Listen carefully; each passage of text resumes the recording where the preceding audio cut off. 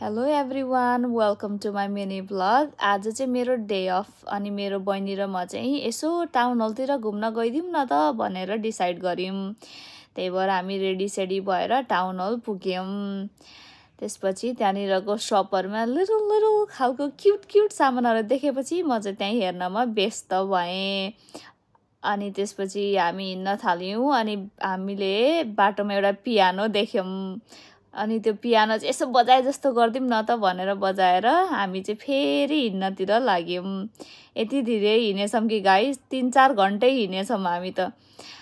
अनि त्यसपछि भोक पनि लाग्न थाल्यो अनि हामी चाहिँ चिकन खानातिर लाग्यौँ। चिकन चाहिँ मेरो फेभरेट हो फेरि, अनि स्पाइसी चिकन त मेरो बहिनी र मैले पुरै नै भ्याइसकेछौँ।